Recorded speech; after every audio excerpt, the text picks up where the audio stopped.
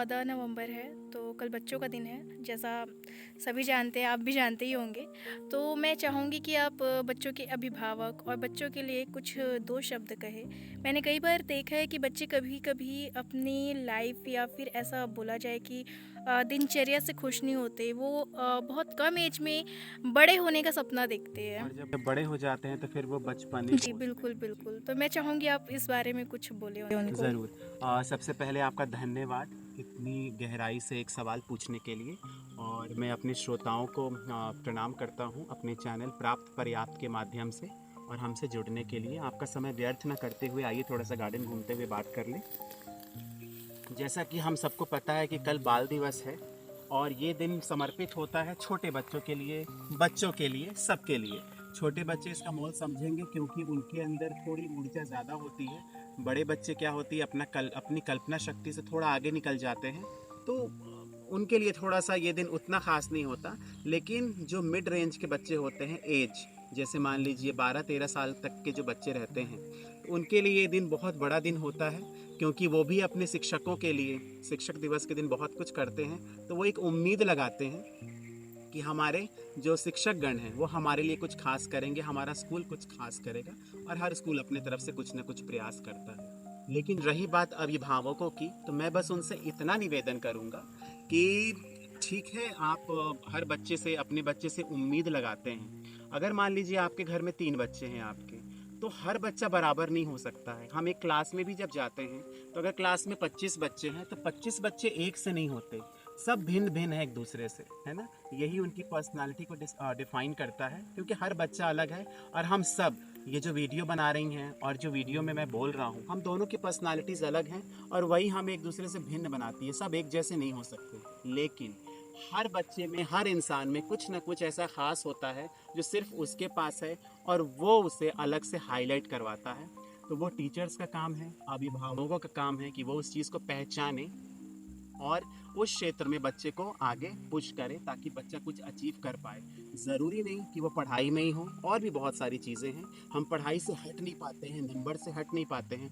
थोड़ा सा ध्यान हटाएं क्योंकि आपके पास बहुत सारे एग्जाम्पल्स हैं कि आपके सामने कि जो लोग पढ़ाई के अलावा भी और भी बहुत कुछ करके आज समाज में उनका नाम है, देश में नाम है, दुनिया में नाम है, और आप भी उनको फॉलो करते होंगे कहीं ना कहीं। तो मैं ये बस कहना चाहूँगा कि बच्चों के सपनों के साथ आप अपना सपना जोड़ें, उनके सपने को और ज़्यादा बड़ा बनाएं और आप उन्हें बताएं कि बेटा आप आगे बढ़ो, हम आपके साथ हैं। इतना करके बस आप उनसे जुड़ जाएंगे और उनको सबसे बड़ा तोहफा दे देंगे। एक और पार्ट था आपके सवाल का कि जब हम बचपने में रहते हैं तो हमें बड़ा हुनर होता है और जब बड़े हो जाते हैं तो हम अपने बचपन को ढूंढते हैं। ये इसलिए होता है क्योंकि ये हमारी प्रवृत्ति है कि हम इंसान अपने जीवन से संतुष्ट कभी नहीं हो सकते हैं। हमारी जो इच्छाएं हैं वो असीमित हैं और कभी ख़त्म नहीं होती हैं। अगर आपकी एक इच्छा पूरी होगी, दूसरी इच्छा आपकी शुरू हो जाती है। बचपन में हम बहुत मासूम होते हैं। जैसे बहुत प्यारा एग्जाम्पल ले रहा हूँ, जिस यंत्र से मेरा ये वीडियो बन रहा है, बच्चों के पास ये नहीं होता, लेकिन उनको बहुत जिज्ञासा होती है कि जल्दी से ये मोबाइल उनके हाथ में आ जाए और जैसे मेरे बड़े इसका उपयोग करते हैं मैं अपने तरीके से इसका उपयोग करूँ।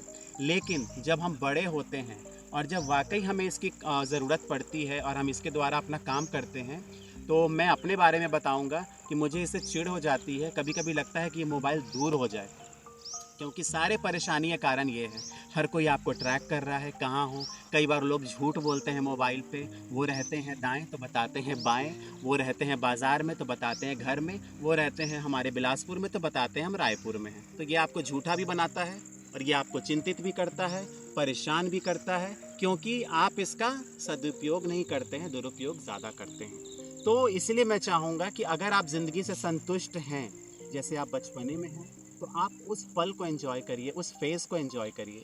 जब आप मिड एज में आएंगे तो आप उस पल को एंजॉय करिए। बाकी आपको सब कुछ मिलेगा एक समय आने के बाद। आपको किसी चीज़ के लिए व्याकुल होने की आवश्यकता नहीं है। परफेक्ट समय में आपको सब कुछ मिल जाएगा। हमारे हाथ में ही मोबाइल कॉलेज के समय में आया था और बचपन में हमारे मोबाइल था भी नहीं।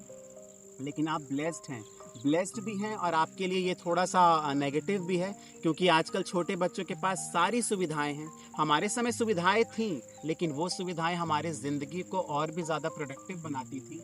लेकिन आज की जो सुविधाएं हैं वो बच्चों को बहुत ज़्यादा पीछे ढकेल रही है, बहुत ज़्यादा उनका ध्यान भटका रही है, बच्चे डिस्ट्रैक्ट होते हैं। और बच्चों को ये सोचना पड़ेगा कि कब उनके लिए क्या आवश्यक है और कब उनको क्या चाहिए, और ये माँ बाप उनको गाइड करें, शिक्षक गाइड करें, तभी जाके एक ये भी उपहार होगा जो आप बच्चों को दे पाएंगे। तो इस बाल दिवस पे मैं बस आपको इतना कहना चाहूँगा कि मैंने जो ये छोटी छोटी बात कही है, हो सकता है आपको पता हो, मैं बहुत कोई परम ज्ञानी नहीं हूँ, लेकिन बस मैं एक रिमाइंडर देते रहता हूँ, क्योंकि आपको सब पता है। बस एक रिमाइंडर के तौर पे मैं बोलूँगा कि जो भी मैंने बोला है वो आप बच्चों के साथ अपनाएं, और देखिए इसका फ़ायदा आपको ज़रूर मिलेगा।